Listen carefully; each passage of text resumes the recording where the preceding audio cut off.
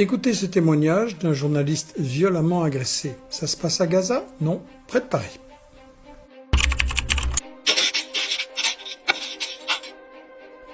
Mardi 22 avril, 6h14 du matin, raconte Chahine, des agents de la brigade de recherche et d'intervention, BRI, enfoncent violemment la porte de mon domicile.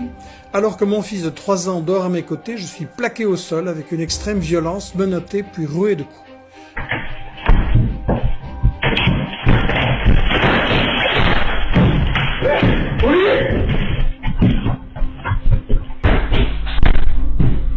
Un policier maintient mon cou au sol, m'empêchant de respirer correctement. Un autre me frappe violemment au thorax. Ma femme lui dit que je souffre de graves problèmes respiratoires, malgré une dizaine d'opérations, mais la violence continue.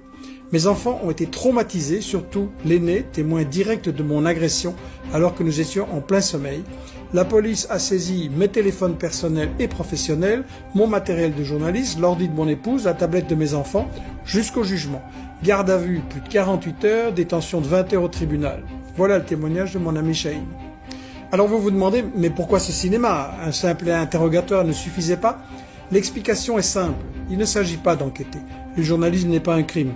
Il s'agit justement d'intimider, de faire peur pour décourager les journalistes indépendants qui osent dire la vérité sur le génocide. Je le dis tout net, ça ne marchera pas. Nous continuerons à parler du génocide, et si vous appelez ça apologie du terrorisme, c'est vous qu'il faudra poursuivre pour apologie du génocide. Hier, 3 juillet, le juge de Bobigny a décidé de reporter le procès à dans 1 an pour analyser aussi les irrégularités et la violence. Bien, mais en attendant, Chahine Azami, un garçon très courageux que je connais personnellement, devra se présenter chaque semaine au commissariat. Passeport et outils de travail restent confisqués, interdiction de quitter la France. Bref, la victime est traitée en coupable et sans jugement sur le fond. En réalité, c'est la méthode israélienne, la punition sans jugement, style Netanyahou, en France. Nous devons faire reculer ces intimidations. Parlez-en, suivez l'affaire, envoyez vos témoignages sur d'autres cas de répression. La peur doit changer de camp. Gaza a besoin de porteurs de la parole. Chahine, vous et moi, ensemble. Merci.